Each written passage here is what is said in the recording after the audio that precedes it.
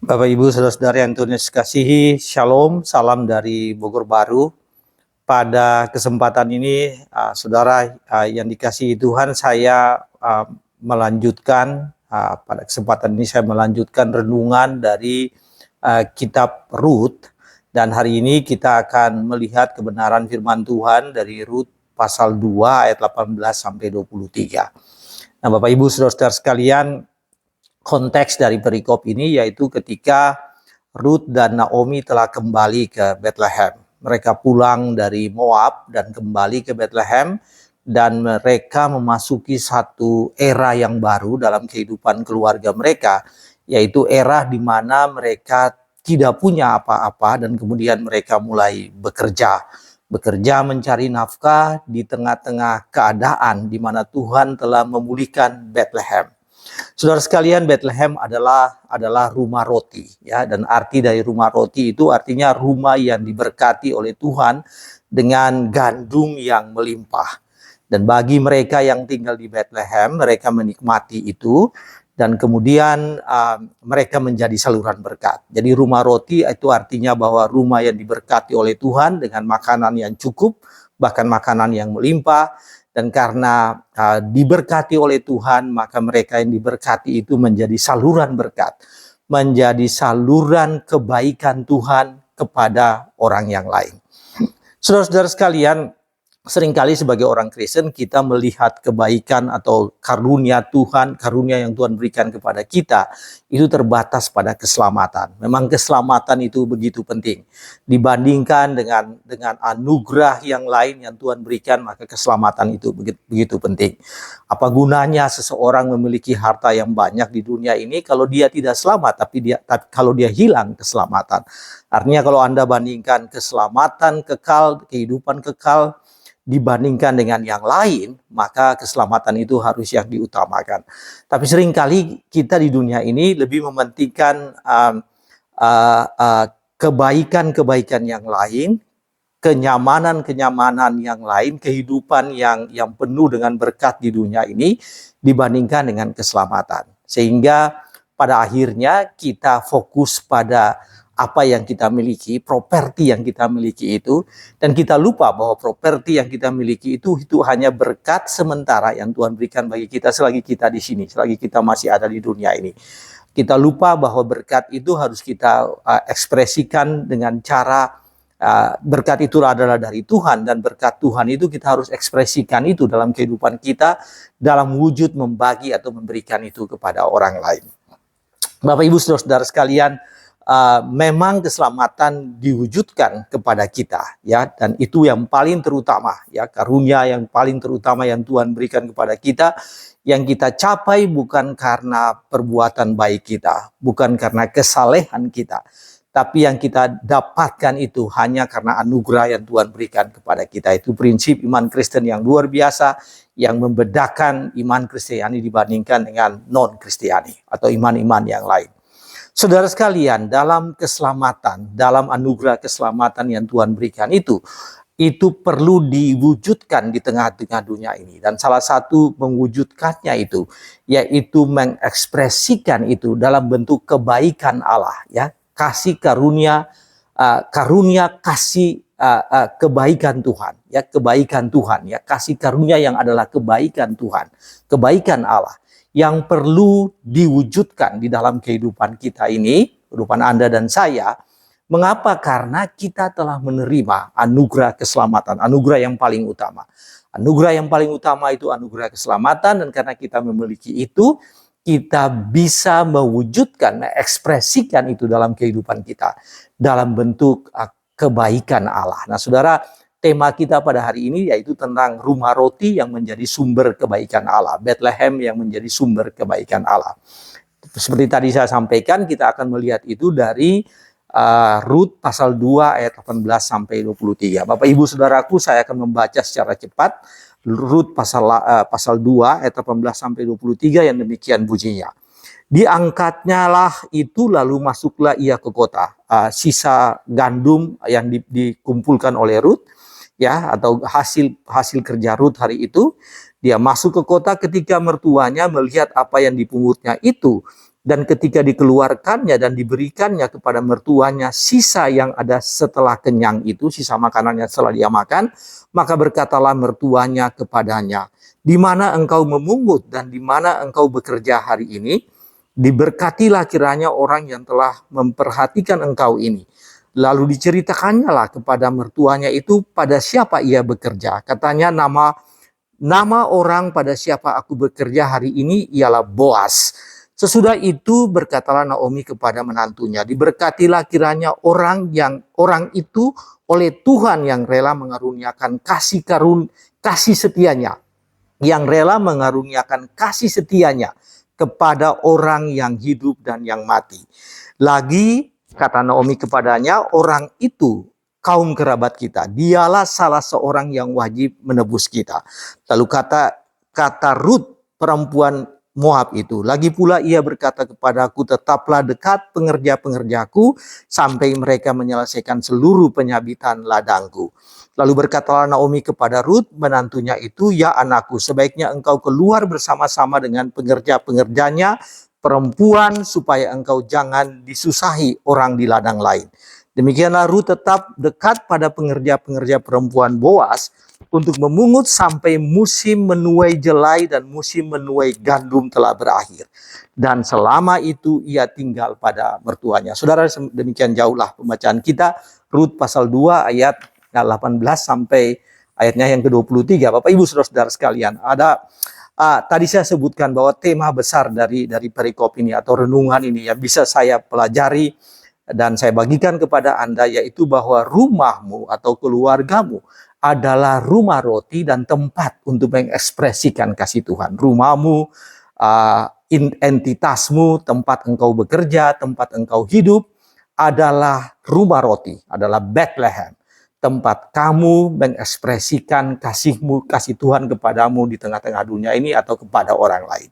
Saudara sekalian, ada dua hal yang bisa kita pelajari dari perikop ini. Yang pertama bahwa rumah roti atau berkat Tuhan kepada Bethlehem itu diwujudkan oleh Rut dalam bentuk dia mengasihi ibu mertuanya. Jadi Rut mengasihi ibu mertuanya. Rut menunjukkan kebaikannya kepada ibu mertuanya. Saudara, itu terambil dari ayat 18 yang tadi kita baca, bahwa Rut pada saat dia makan siang bersama dengan Boas, kemudian dia bawa pulang sisa makanannya. Dan dia menyerahkan itu pada sore hari, tentu saja dia menyerahkan itu kepada Naomi. Terambil dari ayat 18. Jadi Rut tidak habiskan makanannya, dia bungkus makanannya, sisa makanannya, dan dia bawa pulang kepada ibu mertuanya. Kemudian dari ayat 23 mengatakan bahwa selama musim panen itu atau selama periode itu, Rut selama itu tetap tinggal dengan ibu mertuanya. Bapak Ibu, dia tidak meninggalkan ibu mertuanya atau berpisah dari ibu mertuanya, tapi dia tinggal tetap dengan ibu mertuanya. Nah, ini adalah ekspresi dari apa yang disebut dengan kebaikan Rut kepada Naomi. Ekspresi kasih setia dari Rut kepada Naomi. Bapak Ibu, akhir-akhir ini karena ini musim ibadah ya, dan saya melihat ya menjelang Paskah, dan saya melihat bahwa banyak orang yang mengekspresikan kasih atau kebaikan yang mereka dapatkan dari Tuhan itu kepada orang lain. Kemarin ini saya di salah satu stasiun LRT di Jakarta dan saya melihat ada mobil yang berhenti dan kemudian dia dari mobil itu dia mengeluarkan banyak makanan dan dia bagi kepada supir-supir taksi, supir-supir ojek online, dia membagikan kepada banyak orang pada saat itu, dan betul ada beberapa mobil. Jadi memang itu adalah bentuk dari kebaikan yang diekspresikan dan dibagikan kepada orang lain. Apalagi itu dikaitkan dengan ibadah, maka itu dilakukan oleh banyak orang. Saya masih ingat persis Bapak Ibu, waktu saya masih berusia masih anak-anak, masih kecil, kalau kalau opa saya, jadi bapak mertua dari ibu saya, kalau datang ke rumah itu biasanya mama menyiapkan makanan yang istimewa. Kalau udah tahu bahwa dalam seminggu sekali atau kadang-kadang 2 kali dalam seminggu, karena memang rumah tidak berjauhan, dan kalau opa dan oma datang itu biasanya mama menyiapkan makanan. Mama menyiapkan makanan dan apa yang menjadi keinginan mama itu, keinginan opa dan oma itu disiapkan oleh mama. Jadi Memang itu kebaikan yang ditunjukkan oleh orang tua kepada dari seorang anak, seorang menantu kepada mertua, ya, itu ditunjukkan. Dan kita bisa melihat itu dalam kehidupan banyak orang, bahwa praktek itu sering terjadi. Kebaikan yang diwujudkan, yang dikeluarkan dari kehidupan kita, itu disampaikan kepada orang yang lain. Bapak Ibu Saudara sekalian, apa artinya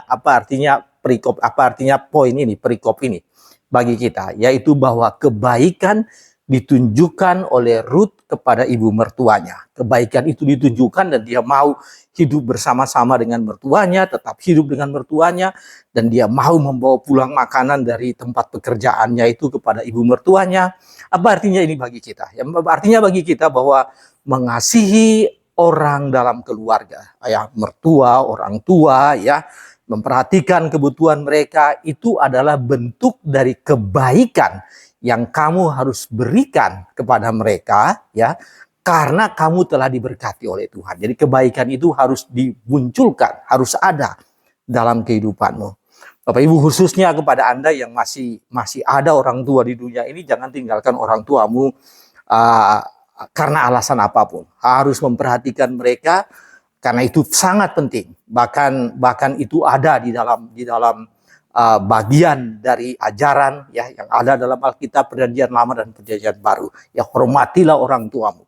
Satu-satunya hukum dari 10 hukum Taurat yang mempunyai janji, yaitu hormatilah ayah dan ibumu, hormatilah orang tuamu, supaya engkau diberkati, supaya umurmu panjang di tanah yang diberikan, dia janjikan Tuhan kepadamu. Itu demikian yang terdapat di dalam pengajaran kita, baik di Perjanjian Lama, Perjanjian Baru. Tuhan Yesus juga menekankan hal itu tentang bagaimana harus memperhatikan orang tua. Nah, memperhatikan orang tua itu apa?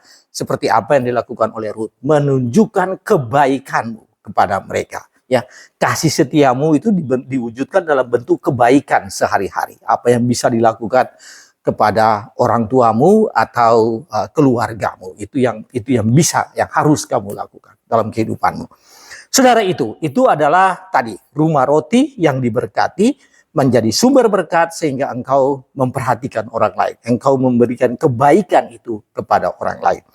Nah, yang kedua, kita bisa melihat dari bagaimana kasih Boas.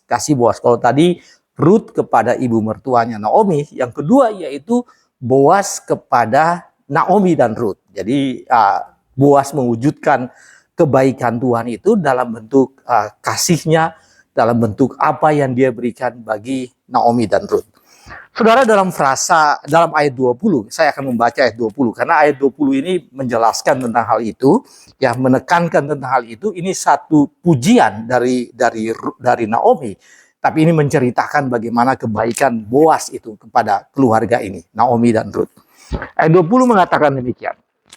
Sesudah itu berkatalah Naomi kepada menantunya, diberkatilah kiranya orang itu adalah Boas, diberkatilah kiranya orang itu oleh Tuhan. Tuhan yang mana? Tuhan yang rela mengaruniakan kasih setianya kepada orang-orang yang hidup dan yang mati. Bapak Ibu, saya ingin menekankan tentang frasa ini, ya. Diberkatilah orang itu, diberkatilah Boas oleh Tuhan yang rela mengaruniakan. Ini poinnya di sini. Tuhan yang rela mengaruniakan. Tuhan yang rela mengaruniakan. Setiap kali Anda membaca kata karunia, karunia itu coming from above, ya, datang dari atas. Tuhan yang rela mengaruniakan kasih setianya. Saudara sekalian, kasih setianya ini, itu yang tadi saya katakan, kebaikan.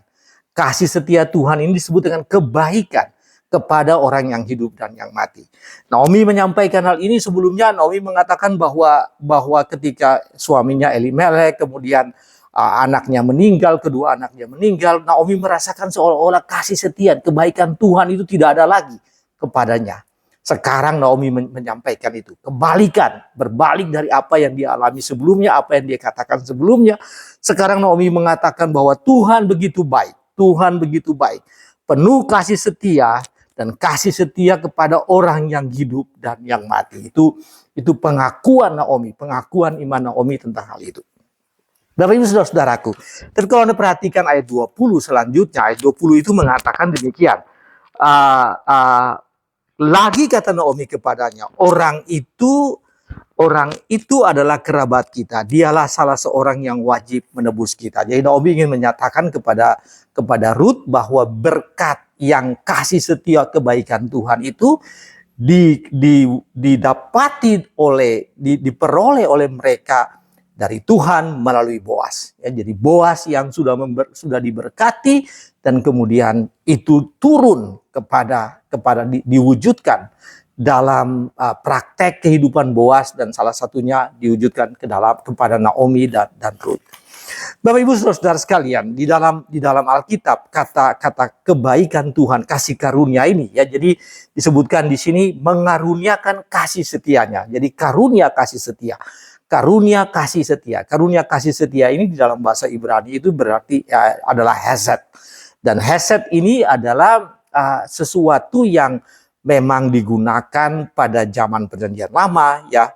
Pada kasus ini oleh Ruth menyampaikan kata itu. Ruth mungkin tidak begitu banyak mengalami itu ya, karena dia memang hidup di Moab. Tetapi Ruth pasti memahami sejarah bagaimana Allah begitu mengasihi, menunjukkan kebaikan Allah kepada umat Israel. Dan kemudian Naomi menyampaikan hal itu. Naomi mengalami itu, Naomi telah mengalami itu dalam kehidupannya, dan kemudian dia menyampaikan bahwa hesed, karunia kasih setia itu sekarang berlaku bagi orang yang hidup maupun yang mati kepada Boas, dan kemudian Boas mewujudkan itu dalam kehidupannya ya, yang berdampak pada kehidupan Naomi dan Ruth. Bapak Ibu Saudara sekalian, Israel mengalami yang disebut dengan kebaikan Tuhan dalam kehidupan mereka, dan kadang-kadang Israel tidak memahami seperti apa kebaikan Tuhan yang luar biasa yang Tuhan berikan kepada mereka. Saya ingin membaca satu perikop, beberapa ayat diambil dari Hosea.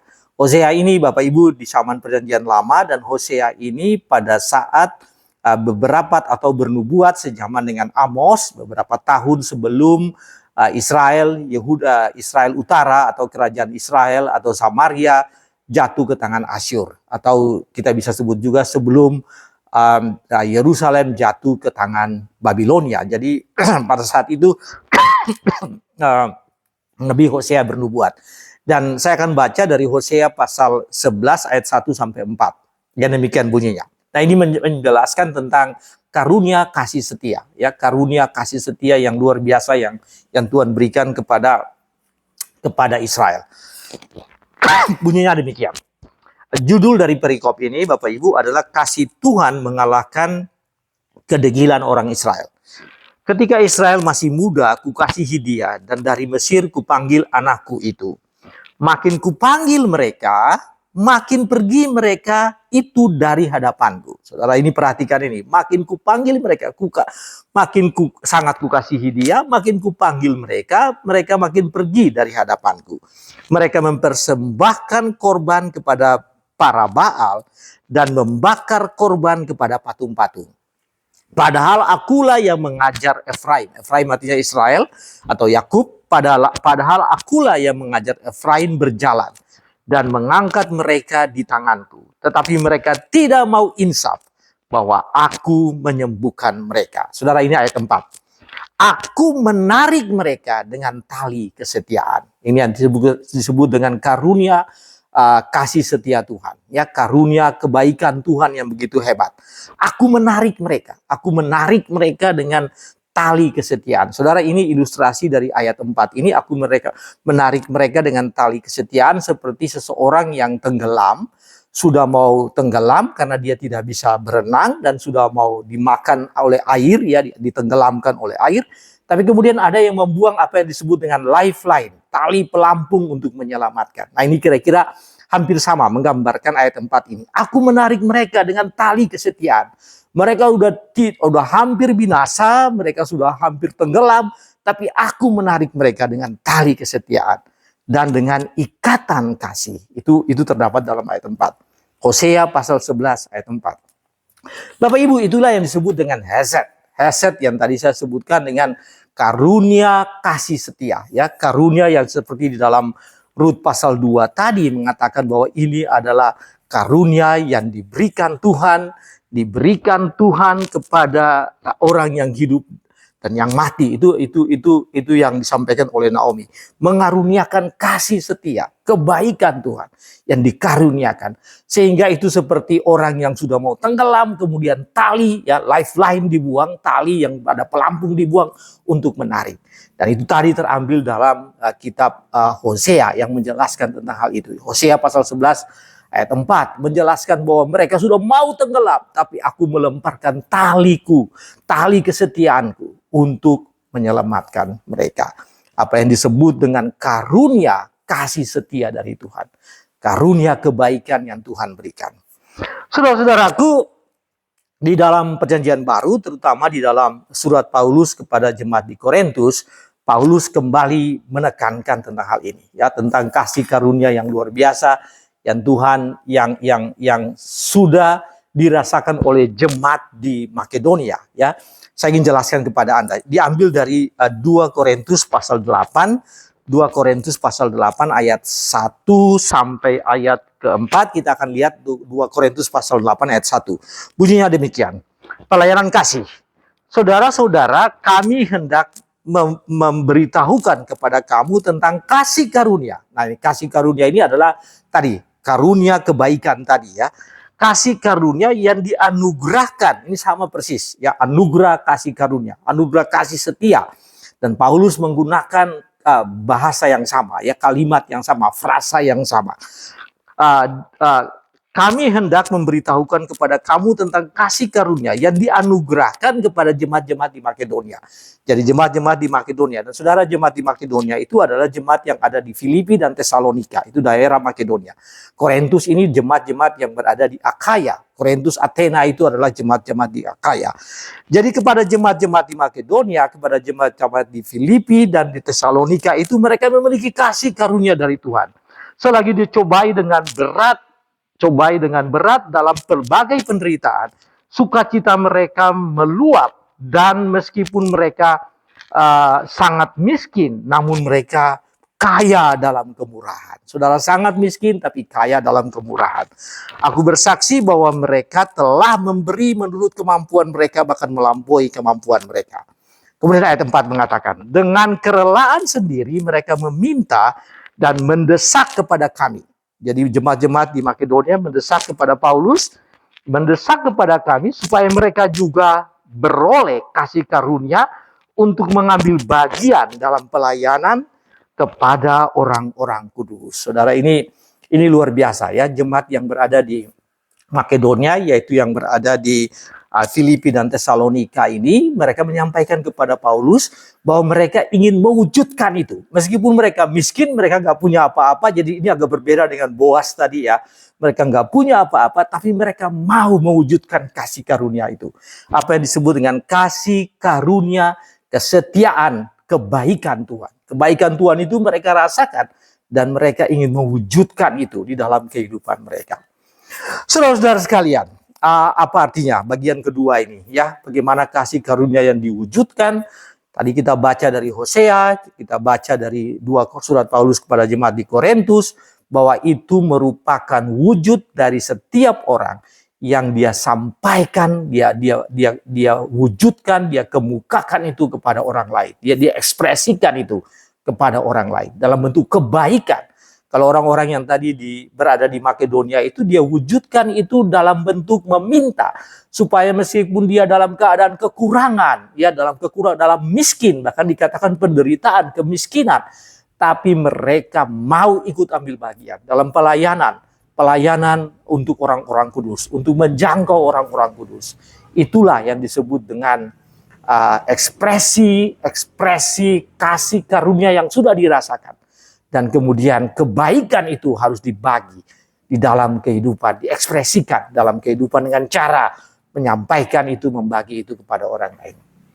Bapak, Ibu, Saudara-saudara sekalian, apa ini artinya bagi kita?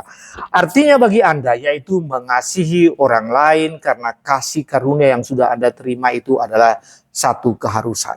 Anda harus mengasihi orang lain dan nikmati kasih karunia Allah itu. Nikmati kasih karunia Allah itu tetap berpegang pada kebaikan Tuhan, pada berkat keselamatan dan berkat-berkat yang Anda rasakan dalam kehidupan ini, nikmati itu, hidup di situ, bergantung pada situ, bergantung pada itu seperti lifeline. Tadi yang saya sebutkan, tali untuk menyelamatkan, tali pelampung yang menyelamatkan. Tidak ada cara lain selain bergantung pada Tuhan dalam bentuk itu, bergantung pada Tuhan dalam bentuk karunia, kasih karunia, kebaikan Tuhan itu. Dan ketika Anda mendapatkan itu, Anda mengekspresikan itu kepada orang lain. Saatnya bagi Anda, Bapak Ibu Saudara-saudaraku, untuk mengekspresikan kasih karunia kebaikan Tuhan itu di dalam kehidupan Anda, ya.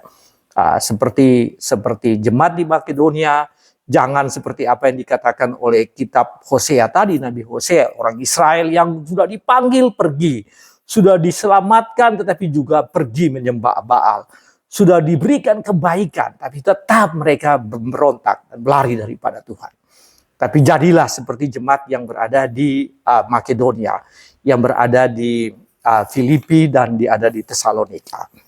Bapak Ibu Saudaraku, sebagai take away, sebagai sesuatu yang bisa kita simpulkan, yaitu bahwa Naomi mengalami kebaikan Tuhan. Naomi mengalami kebaikan Tuhan melalui Rut dan Boaz. Naomi dan Rut mengalami kebaikan Tuhan melalui Boaz. Ya, jadi kebaikan Tuhan itu diekspresikan oleh Boaz kepada orang lain. Nah, Anda harus menjadi saluran berkat, saluran kebaikan bagi orang lain. Utamanya kepada anggota keluarga Anda. Kepada core family itu bapak, mama, anak-anak, termasuk mertua, menantu, ya, hubungan yang terjadi karena perkawinan, itu Anda harus mewujudkan itu. Tapi juga extended family itu orang-orang lain, ya, masih satu bapak, satu ibu, orang yang satu nenek, ya, satu kakek nenek, itu satu yang lebih besar, ya, extended family itu juga Anda memperhatikan mereka adalah hal yang paling utama. Bapak Ibu, sedikit tentang tadi konteks yang saya ceritakan, bahwa pada pasal 1, Rut pasal 1 itu kejadian-kejadian yang sangat sulit terjadi dalam kehidupan keluarga Naomi dan Elimelek, ya, kematian suami, kematian anak-anak, ya, anak-anak laki-laki mengalami kematian, kehidupan yang sangat kurang, sangat sulit di perantauan di Moab. Tapi kemudian keputusan yang berat untuk pulang kembali ke Bethlehem. Setelah pulang kembali ke Bethlehem, menemukan begitu banyak orang yang bergosip, perempuan-perempuan yang melihat Naomi dan Rut pulang, gunjingan tentang kehidupan mereka. Ini 2 orang janda yang baru pulang ke kampung halaman mereka. Terjadi hal yang seperti itu, sesuatu yang sangat sulit. Anda baca itu dalam pasal 1, Rut pasal 1. Tapi masuk dalam Rut pasal 2 ini kita lihat bagaimana pemulihan yang terjadi. Pelajaran yang sangat berharga, yaitu perlahan-lahan Allah membalikan keadaan mereka. Ya, rumah roti menjadi benar-benar rumah roti. Bethlehem menjadi sumber makanan, menjadi berkat. Dan Allah mengetahui pergumulan mereka, Allah mengetahui pergumulan anak-anaknya. Dan dengan kasih setianya, kebaikannya, Dia memberkati mereka. Bapak Ibu Saudara-saudara sekalian, itu yang terjadi. Kebalikan dari apa yang dipikirkan oleh Naomi, apa yang dialami kembali, apa yang baru dialami oleh Rut, dan itu diwujudkan dalam kehidupan mereka. Rut mengasihi, menunjukkan kebaikannya yang luar biasa kepada mertuanya, dan Boaz mewujudkan itu kepada nanti minggu depan kita akan lihat tentang Boaz ini, ya, hubungan antara Boaz, Naomi dan Rut ini lebih dalam. Tapi kita melihat sampai sejauh ini bagaimana Boaz mewujudkan itu dalam kehidupannya. Saudara sekalian, jadikanlah rumah Anda, jadikanlah entitas yang Anda miliki, jadikanlah properti yang Anda miliki, jadikanlah status kehidupanmu sebagai rumah roti. Rumah roti artinya diberkati dan menjadi saluran berkat. Itu artinya rumah roti. Diberkati dan menjadi Bethlehem, diberkati dan menjadi saluran berkat. Bukan kebetulan bahwa Tuhan Yesus juga dilahirkan di Bethlehem. Rumah roti menjadi berkat. Menjadi berkat bagi banyak orang. Jadikanlah anggota keluargamu, kamu sendiri, ya, wadah untuk ekspresikan anggota keluargamu secara keseluruhan. Keluargamu menjadi wadah untuk mengekspresikan kasih dan kebaikan Tuhan, kasih dan kebaikan Allah ini kepada dunia ini. Jadikan usahamu, pekerjaanmu, bisnismu, keberadaanmu sebagai ekspresi bahwa kamu telah menerima, merasakan, mengalami kebaikan Tuhan itu. Karena itu menyampaikan itu, menyalurkan itu kepada orang lain. Kiranya Tuhan berkati saudara dan mulai dari sekarang mengalami hidup yang menyenangkan karena diberkati oleh Tuhan dan mendapatkan kasih karunia Tuhan.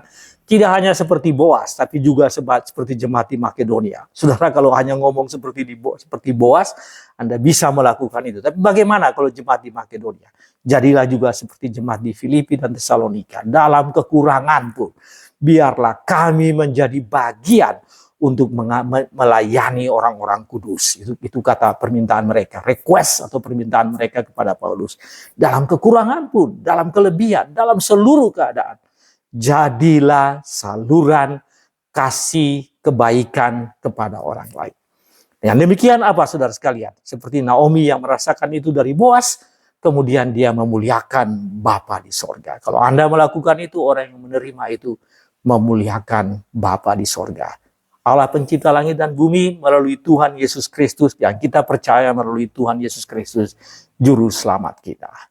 Bapak Ibu, Tuhan berkati Anda semua dan layani dan jalani kehidupan ini dengan mewujudkan kebaikan Tuhan di dalam hidupmu. Amin.